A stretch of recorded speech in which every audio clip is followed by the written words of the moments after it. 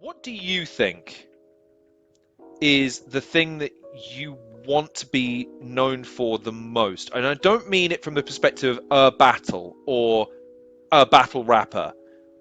When you hope people think of Tony D as the performer, what do you hope that they take away from what you do?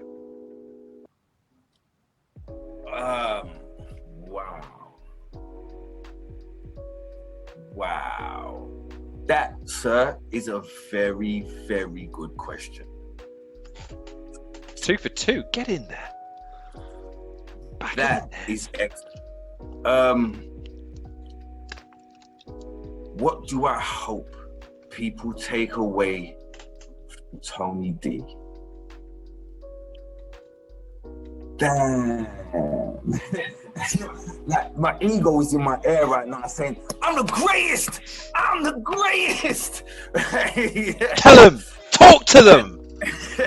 I can, do you know what's so weird? Because I can literally feel like there's something that's shouting it in my head. I'm that, I think, damn, that's a really good question, man. I mean, I'm sorry to put it. I really didn't want to put it as kind of open that, but I just can't. I can't hem you in. It's not like I want to say, how do you want people to remember your battle rap career? Because that's such a limited scope for what you have done over the course of a career that spanned decades. And you've seen different eras, you've seen different performers, you've seen different trends. You've applied yourself in different ways. And I think, again, my perception of you has changed radically just in researching you, let alone having enjoyed your performances over the last 5, 6, 7 years. So it's not important what I take away from it, because I think you've given the industry and you've given the genre a lot, so you deserve to kind of say, look, if you take away one thing about Tony D from everything that I've done, this is what I really hope you take away from, because I think that's an important thing, man. You've left a legacy that deserves to be acknowledged in the way that you want it to be acknowledged. You know what, as you quite succinctly like wrap that one up there, yeah, I think the thing I would most like to be remembered for would be for helping.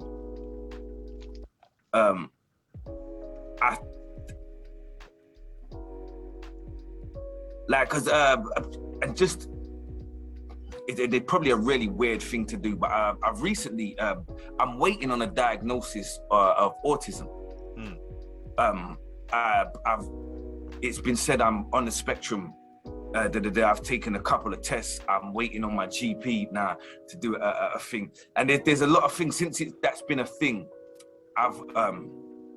It's made me think a lot about my own life and how I view the world and how I view my own career and stuff. And I tend to look at things through isolated incidents. So Tony D he lasted a long time, but it was one time I rapped there, and then I rapped there, and then I rapped there, and then I rapped there, and then I rapped there, and then I rapped there, and then I rapped there. And in between, I was just being me. And then like I had these little rapping times of rapping. And I think once you get past the fact that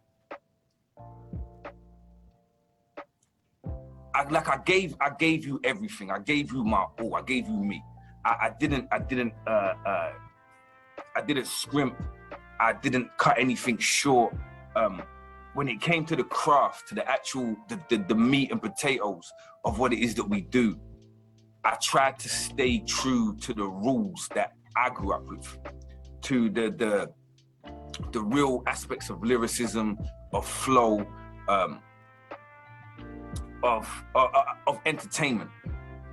But I think much further than that.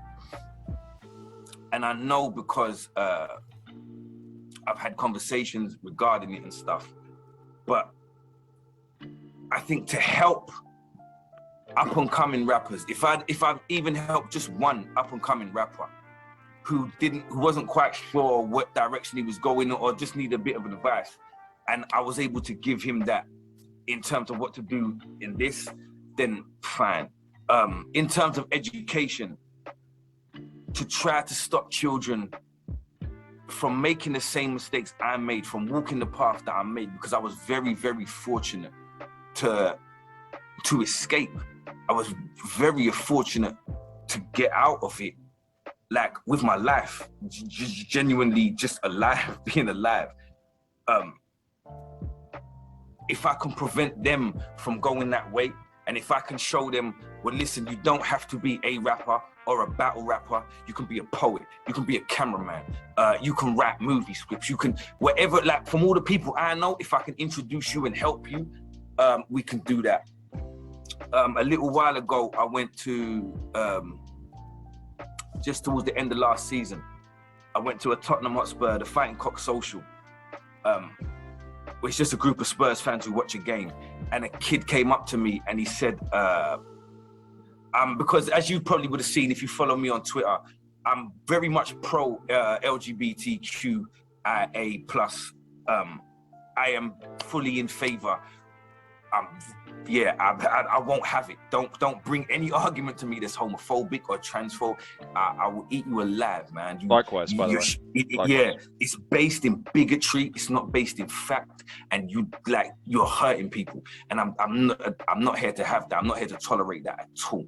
I've experienced enough oppression. I've experienced enough hatred directed at me for things I can't control, for me to sit here and let you do it to somebody else. I won't tolerate that.